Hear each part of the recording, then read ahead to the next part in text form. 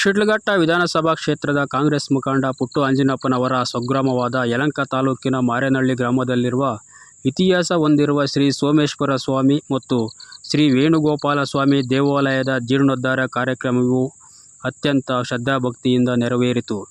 ಗ್ರಾಮದ ಮಹಿಳೆಯರು ಕಳಶಗಳನ್ನು ಹೊತ್ತು ಪ್ರಮುಖ ಬೀದಿಗಳಲ್ಲಿ ಮೆರವಣಿಗೆಯೊಂದಿಗೆ ದೇವಾಲಯಕ್ಕೆ ಭೇಟಿ ನೀಡಿ ದೇವರ ದರ್ಶನ ಪಡೆದರು. ಮಾಜಿ ಶಾಸಕ ವಿ. ಮುನಿಯಪ್ಪರವರ ಪುತ್ರ ಶಶಿಧರ್ ಮುನಿಯಪ್ಪರವರು ಮತ್ತು ಶಿಡ್ಲಘಟ್ಟ ವಿಧಾನಸಭಾ ಕ್ಷೇತ್ರದ ವ್ಯಾಪ್ತಿಯ ಕಾಂಗ್ರೆಸ್ ಮುಖಂಡರು ಹಾಗೂ ಪುಟ್ಟು ಅಂಜಿನಪ್ಪನವರ ಅಭಿಮಾನಿಗಳು ಆಗಮಿಸಿ ದೇವರ ದರ್ಶನ ಪಡೆದರು. ಈ ವೇಳೆ ಶಿಡ್ಲಘಟ್ಟ ವಿಧಾನಸಭಾ ಕ್ಷೇತ್ರದ ಕಾಂಗ್ರೆಸ್ ಮುಖಂಡ ಪುಟ್ಟು ಅಂಜಿನಪ್ಪನವರು ಮಾತನಾಡಿ, ದೇವಾಲಯದ ಅಭಿವೃದ್ಧಿಗೆ ಸಹಕಾರ ನೀಡಿದ ಹಾಗೂ ಸಮಸ್ತ ನಾಡಿನ ಜನತೆಗೆ ಶುಭ ಕೋರಿದರು. ಇವತ್ತು ಬಹಳ ಸಂತೋಷ ಸಂಭ್ರಮದ ವಾತಾವರಣ ನಮ್ಮ ಮಾರೇನಹಳ್ಳಿ ಗ್ರಾಮದಲ್ಲಿ.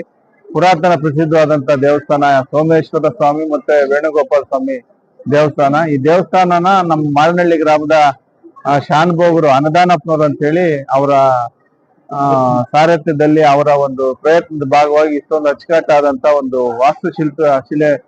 ಶಿಲ್ಪ ಇರೋಂತ ಒಂದು ದೇವಸ್ಥಾನ ನಮ್ಗೆ ಕೊಡುಗೆಯಾಗಿ ಕೊಟ್ಟಿರುವಂತದ್ದು. ಮತ್ತೆ ಇಲ್ಲಿ ದೇವರುಗಳನ್ನ ಸೋಮೇಶ್ವರ ಸ್ವಾಮಿನ ವೇಣುಗೋಪಾಲ ಸ್ವಾಮಿ ದೇವಸ್ಥಾನನ ನಿರ್ಮಾಣ ಮಾಡಿ ನಮ್ಗೆಲ್ಲ ಅರ್ಪಣೆ ಮಾಡೋಂಥದ್ದು.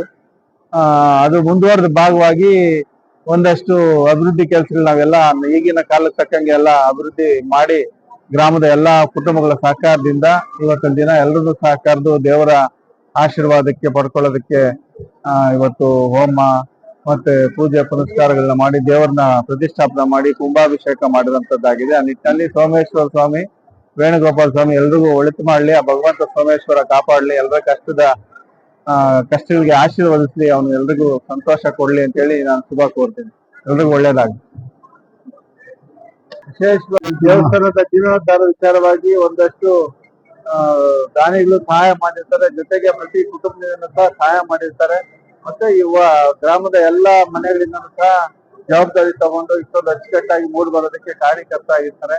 ಎಲ್ರಿಗೂ ಸಹ ಎಲ್ರಿಗೂ ಸಹ ಧನ್ಯವಾದಗಳು ತಿಳಿಸಿ ದೇವರು ಒಳ್ಳೇದ್ ಮಾಡ್ಲಿ ಅಂತ ಶುಭ ಕೋರ್ತೀನಿ.